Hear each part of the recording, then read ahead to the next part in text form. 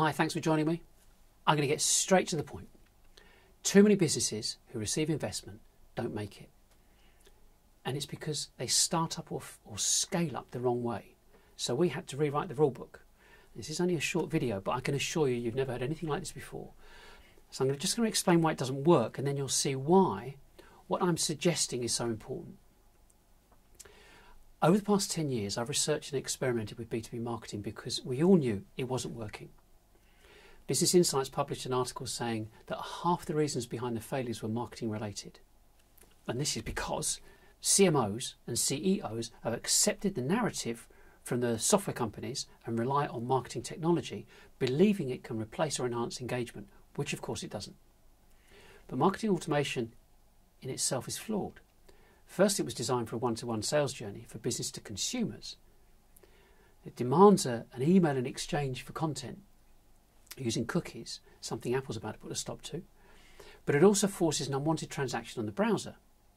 Secondly, you have to use pay-per-click because the content's hidden from the search engines behind a form. So businesses are paying for automation software and per click, yet they stay invisible from any SEO to enable prospects to find them.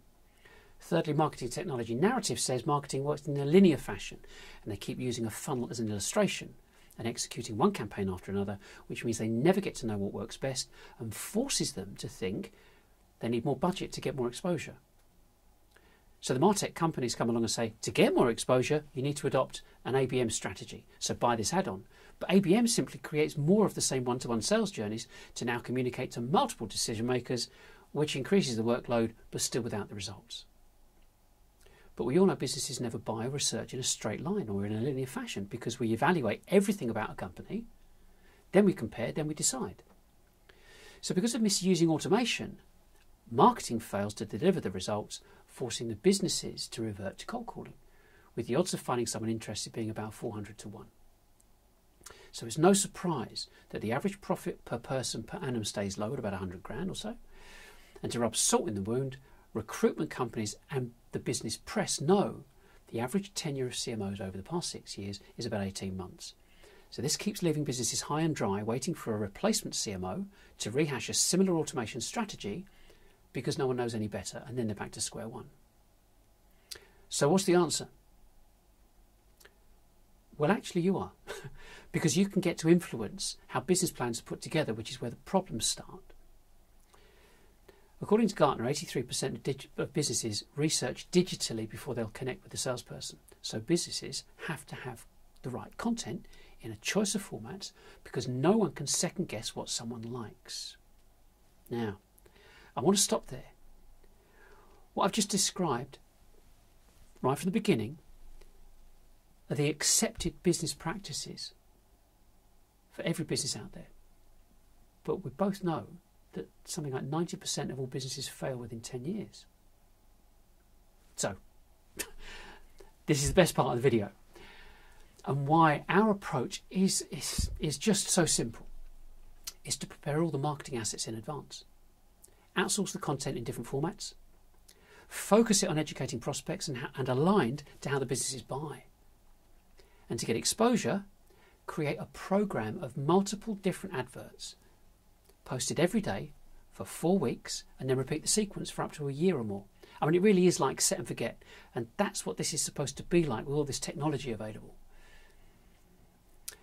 After the initial setup and launch, they recruit teams based upon demand and not a budget projection that simply describes every marketing role available. I know it sounds obvious, but the reality is quite shocking, as we know, and the statistics speak for themselves. Our approach reduces timescales, reduces risks, and increases profitability. And the reason I know all this is because I've joined the dots in the first place, which most marketers and CMOs never get to do because of the revolving door process. So where do we go from here? Well, I hope I've got you thinking, hang on a minute, he might have a point here, maybe we should take a closer look. And you can do that by taking a look at our website. I mean, I think you'll be pretty surprised. We've got an amazing and exceptional USP of providing a completed upfront digital media strategy for startups and scale-ups, and our approach is a game changer. And it only takes a moment to look at what's been going on in the past to see how important this adjustment is. And it's not based on money or technology. It's based upon approaching new business development based upon how people buy and not based upon software. So it'd be great to hear what you think. We'd love to work with you at some stage in the future, perhaps. But in the meantime, of course, contact us, follow us, or watch us. And as a finish up, the next clip is an intro for our new live show. So maybe you'll join us on there for a chat. Who knows? We'll see. Anyway, that's it from me. Bye for now, and let's change the statistics in our favour.